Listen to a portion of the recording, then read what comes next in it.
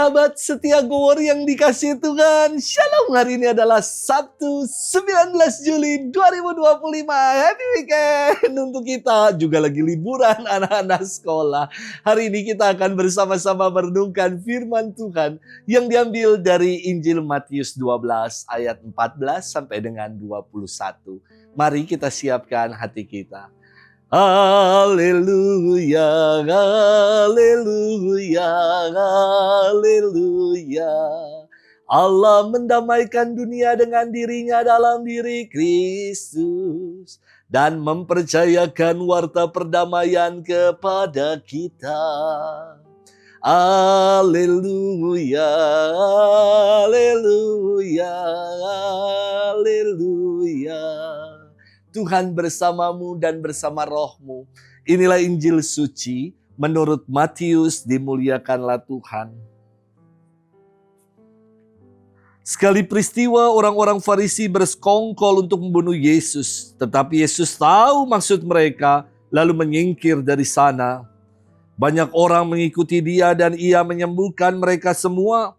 Dengan keras ia melarang mereka memberitahukan siapa dia, supaya genaplah sabda yang telah disampaikan oleh Nabi Yesaya. Lihatlah, itu hambaku yang kupilih, yang kukasihi, yang kepadanya jiwaku berkenan. Rohku akan kucurahkan atas dia, dan ia akan memaklumkan hukum kepada sekalian bangsa. Ia tidak akan berbantah dan tidak akan berteriak. Suaranya tidak terdengar di jalan-jalan. Bulu yang patah terkulai tidak akan diputuskannya. Dan sumbu yang pudar nyalanya tidak akan dipadamkannya, sampai ia menjadikan hukum itu menang. Kepadanya lah semua bangsa akan berharap. Demikianlah sabda Tuhan. Terpujilah Kristus. Sahabat setia Gowori yang dikasihi Tuhan, Shalom. Di zaman ini saya kira banyak sekali orang berburu konten. Dan apa-apa dijadikan konten. Lagi makan jadi konten. Lagi liburan jadi konten. Lagi kerja jadi konten. Bahkan berdoa pun dijadikan konten. Tidak sedikit orang memamerkan kesalehan dan kebaikan yang dibuat demi konten.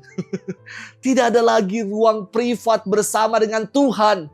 Karena semuanya supaya dilihat orang. Semuanya jadi flexing dan jadi konten. Gowori nggak pernah berambisi demi konten atau cari sensasi. Tetapi hanya berbagi inspirasi dari firman Tuhan yang kita renungkan setiap hari.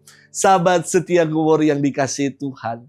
Dalam firman Tuhan hari ini dikisahkan orang-orang Farisi yang bersekongkol untuk membunuh Yesus. Namun, Yesus dengan tenang menyingkir, menyembuhkan orang, dan melarang mereka agar tidak menyebarluaskan apa yang telah mereka lihat, apa yang mereka alami, supaya tidak semakin memanaskan hati mereka yang menolak Yesus, hati para orang-orang yang hendak membunuh Yesus, yang hendak mencari-cari kesalahan atas diri Yesus. Inilah yang digenapi Yesus melalui nubuat Nabi Yesaya. Lihatlah, itu hambaku yang kupilih, yang kukasihi, yang kepadanya jiwaku berkenan. Rohku akan kucurahkan atas dia, dan ia akan memaklumkan hukum kepada sekalian bangsa. Ia tidak akan berbantah dan tidak akan berteriak. Suaranya tidak terdengar di jalan-jalan. Bulu yang patah terkulai tidak diputuskannya. Dan sumbu yang pudar nyalanya tidak akan dipadamkannya. Sampai ia menjadi hukum yang menang.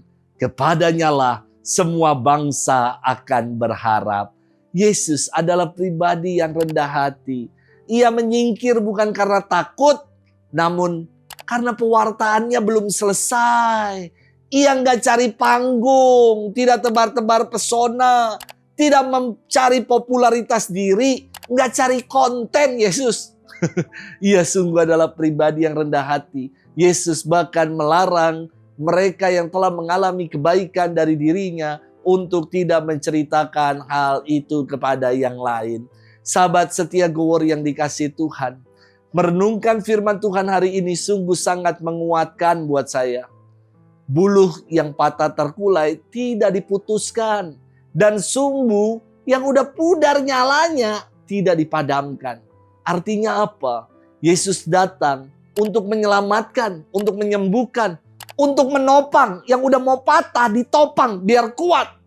Yang mau padam diberi semangat supaya tidak padam apinya. Sahabat setia Go Word yang dikasihi Tuhan, mari kita mau selalu bersandar pada Tuhan. Sebab dengan kita bersandar pada Tuhan, Dialah yang akan menopang kita. Dialah yang senantiasa menjaga api dalam diri kita untuk berkobar-kobar selalu dalam menjalani hidup. Sebab selalu ada sukacita ketika kita sungguh setia mengikutinya. Selamat bermenung, happy weekend untuk kita.